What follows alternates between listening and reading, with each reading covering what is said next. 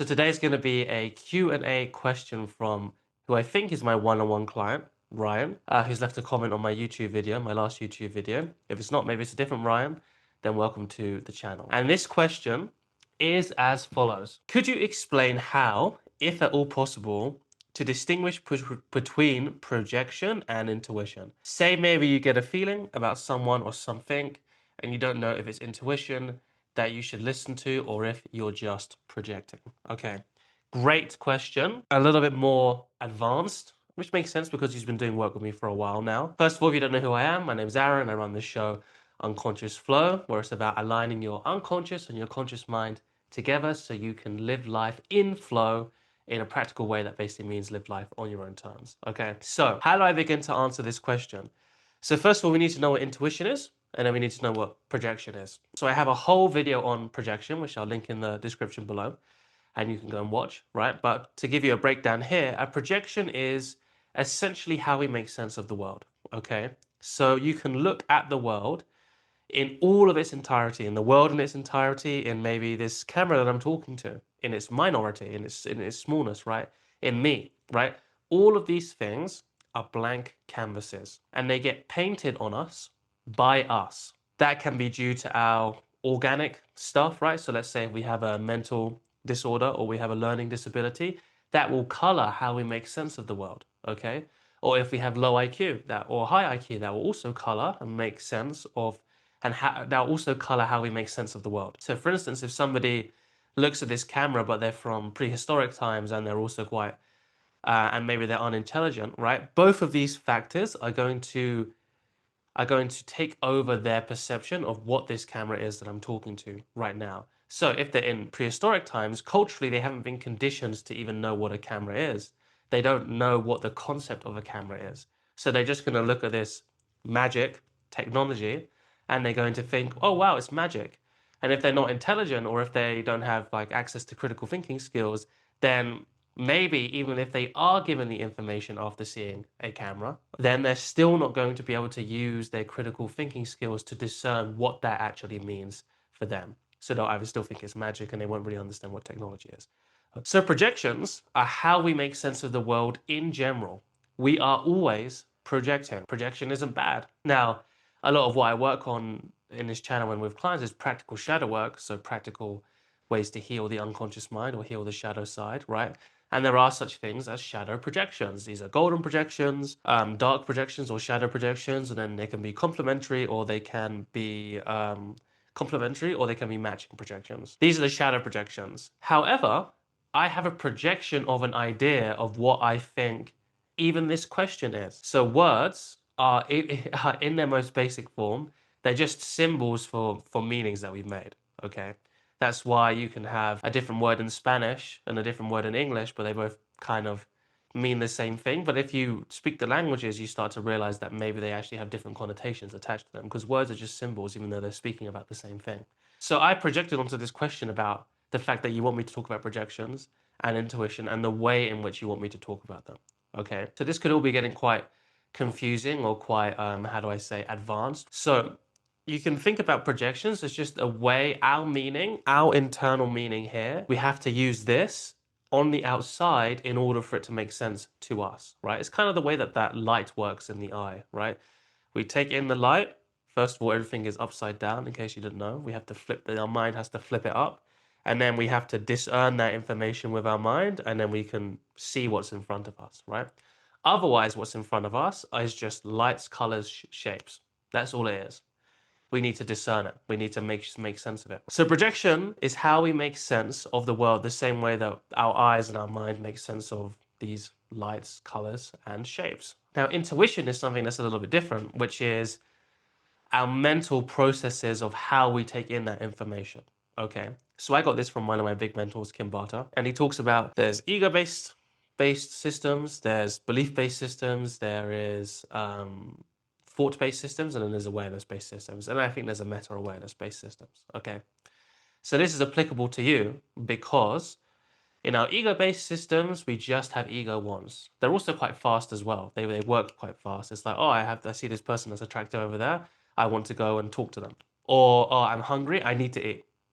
You just eat. So ego-based systems can often be misinterpreted as by some people as quite advanced awareness-based systems because of the speed in which they happen. But the difference is, as you're going to see with the rest of the stages, is that they don't integrate rationality. So for instance, you say, oh, I'm hungry, I need to eat, and you just go and eat, smash and mash a massive burger, even though you're on a diet, right?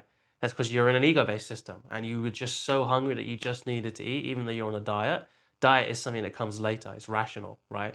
There's no like when you were surviving back in the prehistoric era, or not, yeah, the prehistoric era, you're not really too concerned about dieting because it's not essential for survival. So you can't integrate rationality back with it, right? That's one of the clear differences there. Second is belief-based systems, right? So let's say you have a special diet that you have to follow, like halal diet, or it has to be kosher, or it has to be vegetarian, or it has to be all of these different things, right?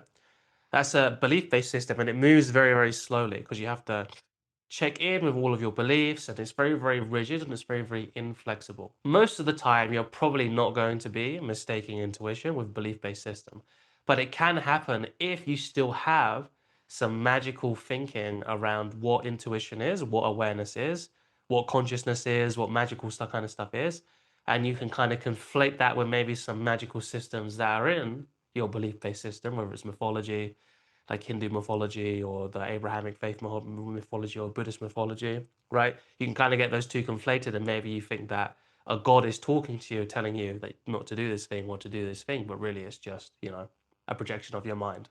Okay. Third one is thought-based systems. They move much, much faster than belief-based systems, but there's still a lot of checks and balances they have to do, right?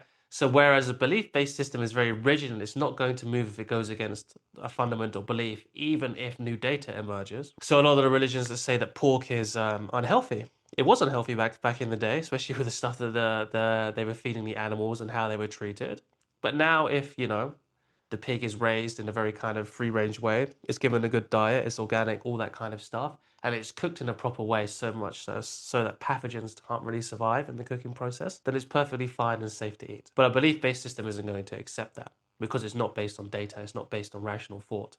Okay? It's based on the scripture or the holy word of God or whatever it is. Thought-based systems, once new information comes, it changes its belief structure. That those new thoughts or those new evidence have to be rigorously tested, like double-blind tests and all that kind of stuff. But once it's shown that this is the new way, then they just go, okay, cool, that's the new way, right? It's kind of like all of the goodness of science is what that thing is, right? It's like all of the cool kind of stuff of all of the good attributes of science kind of represented of this, right? Like if a scientist can spend his whole life working on a theory, poured his heart and soul into it, sweat blood over it, all that kind of stuff, and maybe she's like made even a lot of notoriety around it, or she's done this, or she's done this about it, right? Whatever they have done, as soon as new information comes that disproves what they've made a career on, then if they're a good scientist, then she'll say, no, okay, I was wrong. This is the new belief, or this is the new theory. Or he'll be like, yeah, okay, I'm a little bit disappointed. Obviously, there's still human emotion here, but this is what's good for science, right? Whereas if you see with stuff like belief-based systems like religion, and there's even like dietary belief-based systems, and there's a ton of different belief-based systems, you can see that that's not really the case, okay? Now, the fourth one, which I think is what you're knocking on the door of, Ryan, is awareness-based systems. So what I also need to include is that all of these systems transcend and include the system before, right? This is why some people can get mixed up when it comes to ego-based systems, awareness-based systems. You can also look at it, they get mixed up between pre-rational and post-rational thinking, right? So post-rational thinking is I've included the rationality of thought in this and I have moved on to something else, but I'm still integrated it. I haven't let it go. There's a ton of good lessons there. There's also a lot of situations where you really need to do your due diligence and read those studies and make sure that you have done all the tests and you're reality checking yourself. But there is a stage beyond that. Whereas pre-rational is you can't even understand the conceptualization of a thought-based system. You're just like, oh, I just want to do this, or I just do this, or I just do this, right?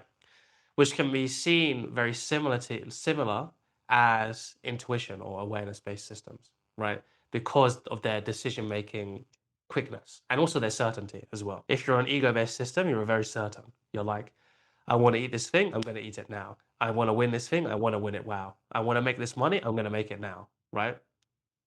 Same with awareness, but here's the differences. So with awareness-based systems, it's kind of moving at an exponential rate compared to thought-based systems, okay?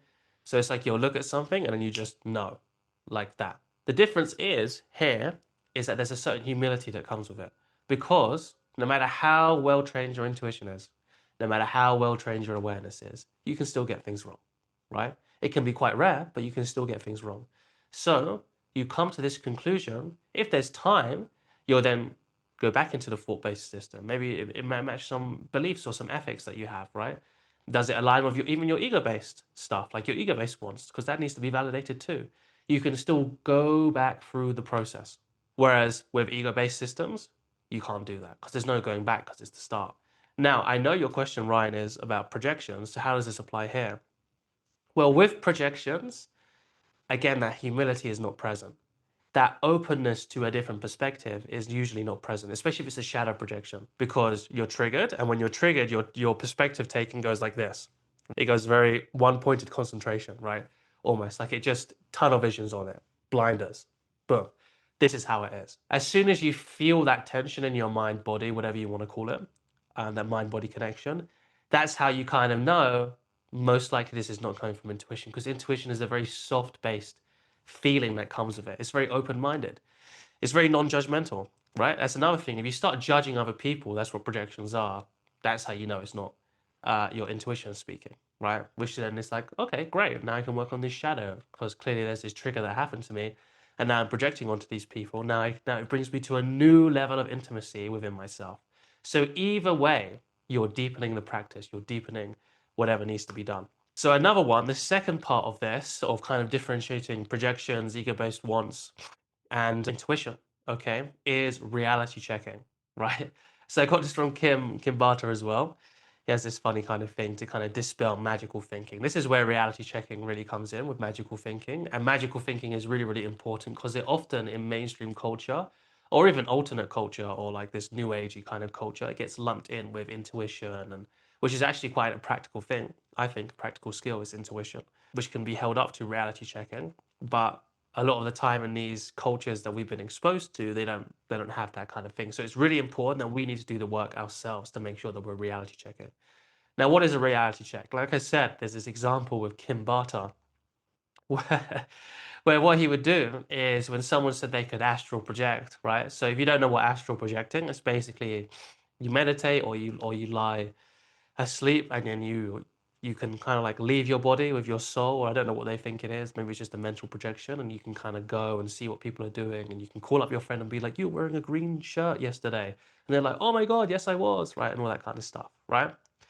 Well, what Kim Barta does is he just puts a 5-digit number at the back of his fridge, which is a number which is impossible to guess, by the way, or I think it is, or this is extremely difficult to guess.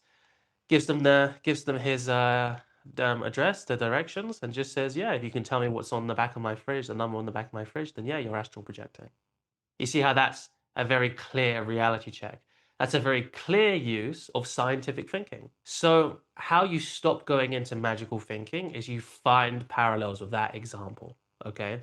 How can I really bring true reality checking, true practical real world reality checking into this intuition? So if it's discerning what other people think, you can even look around at the people around this person and see how they interact with him. Okay, from as much of a non-biased, non-projecting view as you can. And then if you know these people even more intimately, you can say, is this person a good judge of character?